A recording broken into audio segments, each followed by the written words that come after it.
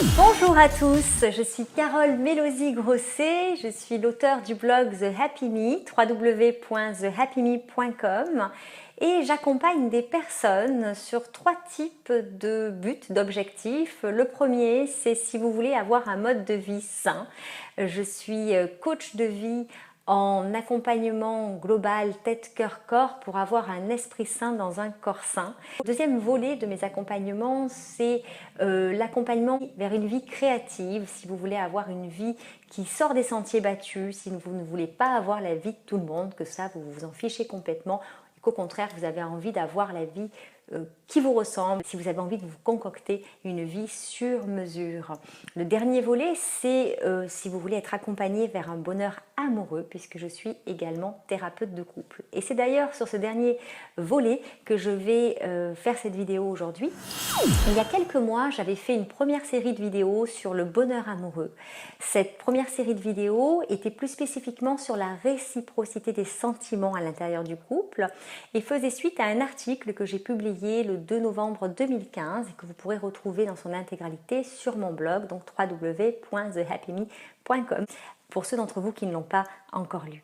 Lorsque j'avais fini cette première série de vidéos sur la réciprocité des sentiments, je vous avais promis une suite sur la dépendance affective. Et bien voilà, aujourd'hui cette vidéo existe. Alors j'ai préféré l'intituler l'autonomie affective, réflexion faite, je trouvais ça plus positif de finalement parler plutôt de l'objectif que du problème.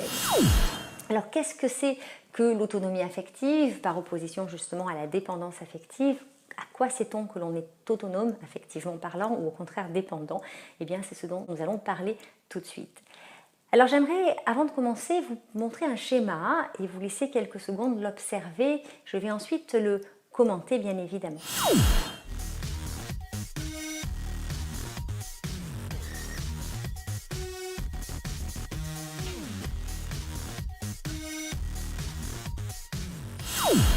Alors comme vous avez pu le voir sur le schéma, il y a 2 cercles dans ce schéma et ces 2 cercles en fait ont une zone commune au milieu. Je crois que le couple autonome va arriver à faire vivre toutes ces parties, donc va être à la fois un couple, une relation et 2 individus distincts. Finalement, on pourrait dire que le couple autonome, c'est un couple qui arrive à cette équation 1 + 1 = 3, c'est-à-dire chacun des individus qui étaient là au départ et la troisième entité qui est la zone de création et de partage du couple, et surtout pas 1 + 1 = 1, comme on peut le voir parfois sous-entendu dans certains films romantiques ou certains livres romantiques, ou même parfois dans certains textes religieux.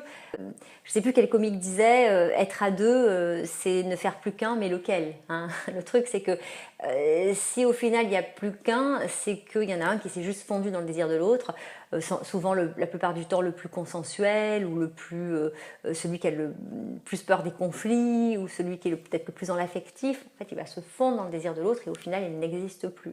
Donc quelque part, si on était 2 au départ et qu'au final on n'est plus qu'un, on a quand même un peu perdu au change, parce que ça veut dire que finalement maintenant c'est plus que 0,5 chacun.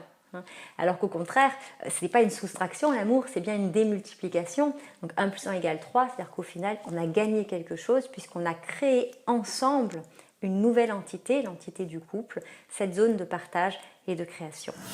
Alors cette zone de partage et de création, évidemment, elle est super importante. Quelque part, c'est là où on trouve toutes les affinités, tout ce qui a fait qu'on a été attiré par l'autre, tout ce qui fait que l'autre a été attiré par nous. Tous les endroits où l'on se rencontre, tous les endroits où la greffe prend, toutes les choses qu'on peut vraiment kiffer ensemble.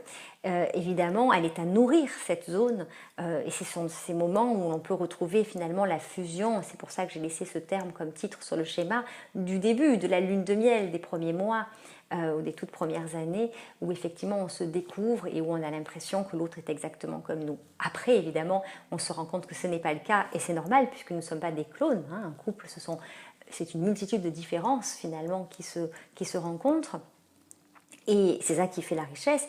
Et c'est super important de continuer à alimenter ces zones où le couple ne se rencontre pas. Ces zones en fait qui restent finalement totalement autonomes.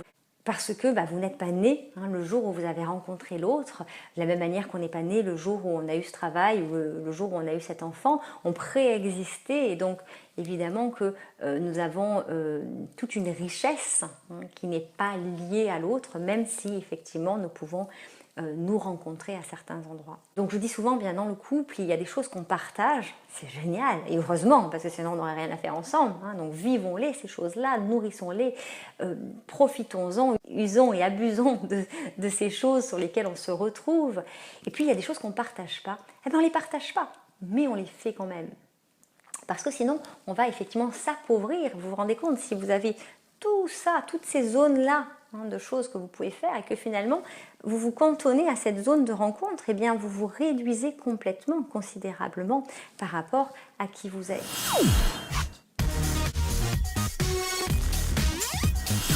Je vous dis à bientôt, prenez soin de vous, soyez heureux et surtout amusez-vous.